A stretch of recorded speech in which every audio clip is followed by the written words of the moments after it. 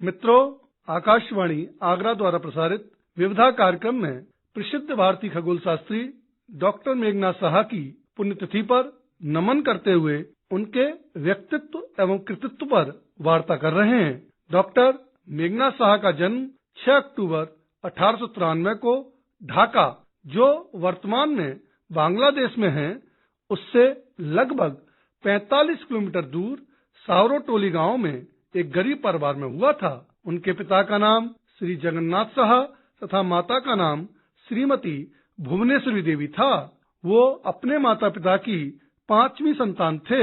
आर्थिक रूप से तंग परिवार में जन्म होने के कारण डॉक्टर साहा को आगे बढ़ने के लिए अत्यधिक संघर्ष करना पड़ा। डॉक्टर साहा के पंसारी पिता की इच्छा थी कि वे व्यवसाय में उनकी मदद करें, पर होनहार मेघनाथ साहा को यह मंजूर नहीं था। उनकी प्रारंभिक शिक्षा गांव के प्राथमिक स्कूल में और बाद में ढाका के कॉलेजिएट स्कूल से हुई। डॉक्टर मेघनाथ साहा अपनी स्कूली शिक्षा पर एक स्थानीय चिकित्सक अनंत कुमार दास की उदारता के कारण आगे बढ़ पाए। अनंत कुमार दास ने उन्हें अपने घर में बोर्डिंग और लॉजिंग की सुविधा प्रदान की थी।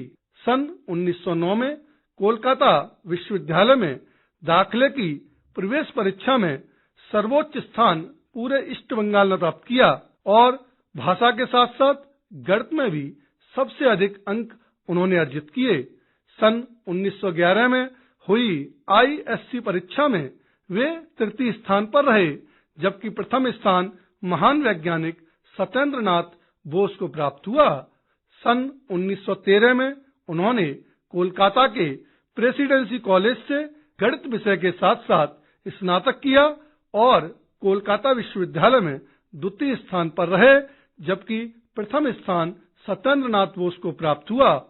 सन 1915 में doctor Meghnath Saha applied mathematics में और सत्येंद्र नाथ बोस प्योर मैथमेटिक्स में प्रथम स्थान पर रहे थे। डॉक्टर साहा को अपने अध्ययन काल में प्रतिभाशाली अध्यापक एवं सहपाठी मिले। सत्येंद्र नाथ बोस, ज्ञान घोष एवं JN मुखर्जी उनके सहपाठी थे। इलाहाबाद विश्वविद्यालय में प्रसिद्ध गणितज्ञ अमेय चंद्र बनर्जी उनके बहुत नजदीकी रहे थे। डॉक्टर मेघनाथ साहा आजादी के दीवाने थे। उन्होंने देश की आजादी में भी अपना योगदान दिया था। जब अंग्रेज सरकार ने सन 1905 में बंगाल के आंदोलन को तोड़ने के लिए इस राज्य का विभाजन कर दिया, तो डॉक्टर साहा भी इससे अछूते नहीं रहे। उस समय पूर्वी बंगाल के गवर्नर सर बामफिल्डे फुल्लर थे। अशांति के इस दौर में जब फुल्लर डॉक्टर साहा के ढाका कॉलेजिएट स्कूल के मुआयने के लिए आए, तो डॉक्टर साहा ने अपने साथियों के साथ फुल्लर का बहिष्कार कर दिया, जिसके फलस्वरूप उन्हें स्कूल से बाहर का रास्ता दिखा दिया। प्रेसिडेंसी कॉलेज में पढ़ते हुए ही डॉक्टर मेघनाथ साहा क्रांतिकारियों के संपर्क में आए। उस समय आजादी के दीवाने नौजवानों के लिए अनुशीलन समिति से जुड़ना देश सेवा का पहला पाठ माना जाता था। डॉक्टर साहा भी इस अनुशीलन समिति से जुड़ गए। वे सुभाष चंद्र बोस और राजेंद्र प्रसाद जैसे राष्ट्रवादी नेताओं के संपर्क में आए। सन 1917 में डॉक्टर साहा कोलकाता के यूनिवर्सिटी कॉलेज ऑफ साइंस में प्राध्यापक के तौर पर नियुक्त हुए। उन्होंने सत्येंद्र नाथ बोस के साथ मिलकर आइंस्टीन और मिन्कोवस्की द्वारा लिखित शोध पत्रों का अंग्रेजी में भी अनुवाद किया। सन 1919 और 20 में अमेरिकी खगोल भौतिकी जर्नल, जो फिलोसफिकल मैगजीन थी, उसमें डॉक्टर मेघनाथ साहा के 4 लेख सौर मंडल का आयनीकरण, सूर्य के विद्यमान तत्वों पर, गैसों की रूप विकिरण समस्याओं पर तथा तारों के हार्वर्ड वर्गीकरण पर प्रकाशित हुए। इस शोध पत्र में डॉक्टर साहा ने आयनीकरण फॉर्मूला को प्रतिपादित किया। इस साहा समीकरण ने समस्त विश्व का ध्यान आकर्षित किया और यह समीकरण तारकी वायुमंडल के विस्तृत अध्ययन का आधार बना। खगोल भौतिकी के क्षेत्र में यह एक नई खोज थी, जिसका प्रभाव दूरगामी रहा और बाद में कई शोध उनके सिद्धांतों पर ही आधारित थे। इसके उपरांत डॉक्टर साहा 2 वर्षों के लिए विदेश चले गए और लंदन के इंपीरियल कॉलेज और जर्मनी की एक शोध प्रयोगशाला में अनुसंधान कार्य किया।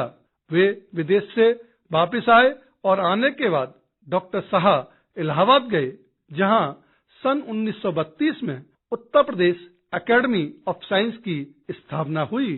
डॉक्टर शाह ने इलाहाबाद विश्वविद्यालय के फिजिक्स विभाग की स्थापना में महत्वपूर्ण भूमिका निभाई। सन 1938 में डॉक्टर शाह कोलकाता के साइंस कॉलेज वापस आ गए। उन्होंने साइंस एंड कल्चर नामक जर्नल की स्थापना की और अंतिम समय तक इसके संपादक रहे।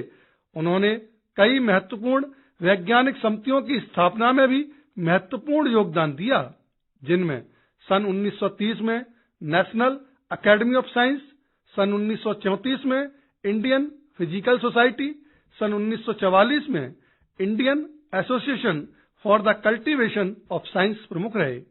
सन 1947 में उन्होंने इंस्टीट्यूट ऑफ न्यूक्लियर फिजिक्स की स्थापना की, जो बाद में उनके नाम पर Shah institute of nuclear physics हो गया। डॉक्टर शाह ने उच्च शिक्षा के पाठ्यक्रम में परमाणु भौतिकी विषय को भी शामिल करने पर जोर दिया। विदेशों में परमाणु भौतिकी में अनुसंधान के लिए साइक्लोट्रॉन का प्रयोग देखने के बाद उन्होंने अपने संस्थान में एक साइक्लोट्रॉन स्थापित करने का फैसला किया, जिसके परिणाम स्वरूप सन 1950 में भारत में अपना पहला कार्यरत साइक्लोट्रॉन था। डॉक्टर शाह ने सौर किरणों के वजन और दबाव को मापने के लिए एक उपकरण का भी आविष्कार किया और इसके साथ साथ हेली धूमकेतु पर किए गए महत्वपूर्ण शोधों में भी उनका नाम आता है। मित्रों, डॉक्टर मेघनाथ शाह एक खगोल वैज्ञानिक के साथ साथ स्वतंत्रता संग्राम सेनानी भी थे। भारतीय कैलेंडर के क्षेत्र में उनका सराहनीय योगदान था। डॉक्टर शाह को भारत सरकार द्वारा देश के विभिन्न राज्यों और क्षेत्रों में प्रचलित पंचांगों में सुधार के लिए गठित समिति का अध्यक्ष बनाया गया था। समिति ने इन विभिन्नताओं और विरोधाभास को दूर करने की दिशा में काम किया, जिसमें भारत के राष्ट्रीय शक पंचांग का भी संशोधन किया गया, जो 22 मार्च 1957 एकम चैत्र 1879 शक से लागू किया गया। सन 1952 में डॉक्टर शाह संसदीय चुनावों में एक स्वतंत्र उम्मीदवार के रूप में खड़े हुए और एक बड़े अंतर से उन्होंने चुनाव जीता। वे स्वतंत्र भारत के लोकसभा हेतु निर्वाचित प्रथम भारतीय वैज्ञानिक थे। मात्र 62 वर्ष की उम्र में आज ही के दिन 16 फरवरी सन 1956 को दिल्ली में योजना भवन जाते समय हृदयघात होने से उनका निधन हो गया। वार्ता के अंत में डॉक्टर मेघनाथ शाह जी की पुण्यतिथि पर देश के लिए किए गए अविस्मरणीय योगदान के लिए हम सभी उन्हें सादर नमन करते हैं।